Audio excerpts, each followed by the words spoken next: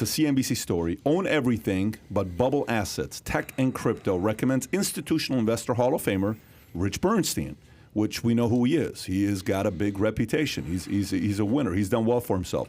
On one side, he says, we have all that I would call the bubble assets, tech, innovation, disruption, cryptocurrencies. This is Rich Bernstein, who ran strategy at Merrill Lynch. On the other side of this seesaw, you have literally everything else in the world. I think if you're looking at 2022 into 2023, you want to be in the everything else in the world side of that seesaw.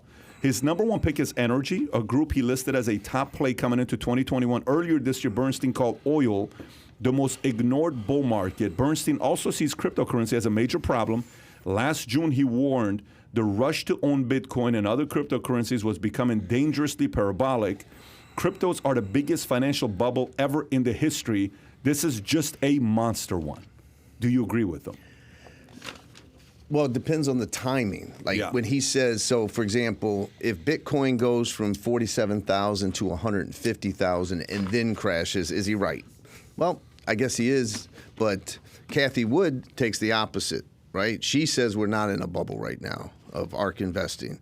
And so it all comes from perspective. I don't think we've seen the parabolic run on Bitcoin that he's describing. And I certainly don't think it's the biggest bubble ever. Do I think everything is in a bubble? When you pump this much liquidity into the economy, then sure, you're going to create bubbles. And so it's all a matter of perspective. Do I think that there's going to be some type of crash some point next year? Yes. Mm-hmm. You know, is that the later half? Is that the first half, the first quarter? I don't know. I wish I did. But I think he's right that we're headed for a major correction. I just don't know when. You know what I mean? You know, we talk about the tech bubble. Was tech really a bubble? I mean, was it a bubble? Because look at what Apple is now. In '99 it was. But I'm saying, look at what Apple is now. Right, yeah. Look at what Microsoft is now. There's a difference between a bubble and disruptive technology. There's a difference between a bubble and changing industries.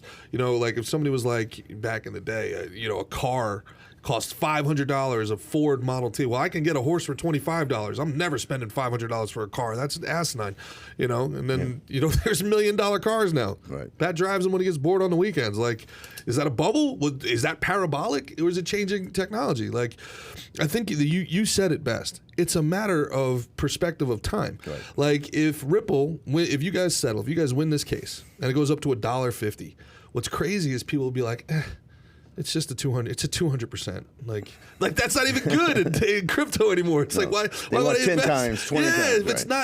it's not 9,000x, it's not worth my time. Like it's so in that aspect of it, there's a speculation bubble. But I don't think. I mean, if you're oil, man, I mean, with Exxon, with the activists that they have, like, yeah, look, you always be in energy, always be in things that people use. It's not sexy, but you got to be in things that people use. But do you think crypto is going away? To me, bubble means it's going away. Right. Yeah. Is real estate a bubble right now? I think real estate is a mathematical formula, meaning like if interest rates go up, real estate's going to take a hit. Goldman Sachs is predicting rates are going to go up 7 times in 2022. Wow. That's a lot of times when Goldman says 7 times. That rates are going to go up. There's no way.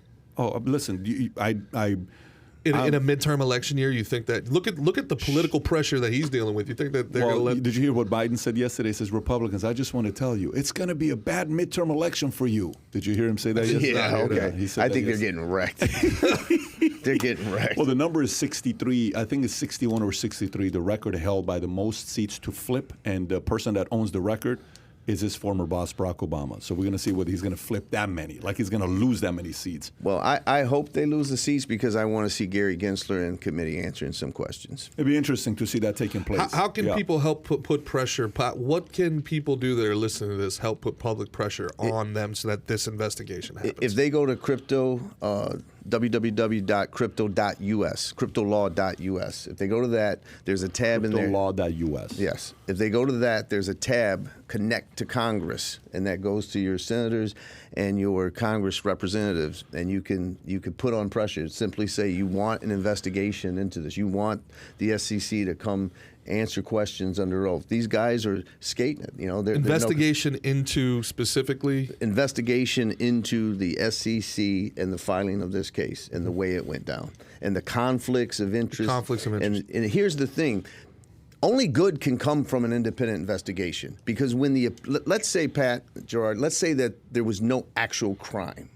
But when the appearance of impropriety rises to the level that it destroys public confidence, credibility, yeah, right? Then if you do an investigation and it's fair and it's independent, and you come back and say no crime was committed, no quid pro quo, but they could have done disclosures, done this better, fine. If there is a crime committed, if there was a quid pro quo, then justice is done. What was the tweet that you said yesterday? You had a tweet yesterday. Hey, let's let the truth fall where it may. Just a matter of time. Well, John, I'm glad we were able to make this work. Absolutely. Thank you so much. We never do podcasts on Wednesday, but we did it because we wanted to have a sit-down with you. And I've really enjoyed it. I hope the audience has enjoyed it and learned just as much as we have. Folks, if you don't follow John on Twitter, he posts stuff there regularly, and he's very active.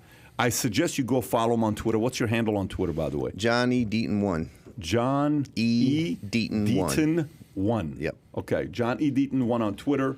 You can find him there, as well as we put the link there, cryptolaw.us, cryptolaw.us, to follow what's going on over here. John, appreciate you for coming out. So if you enjoyed this little short segment from the podcast that we did, here's another short segment to watch. Or if you want to see the entire podcast, click over here. Take care, everybody. Bye-bye.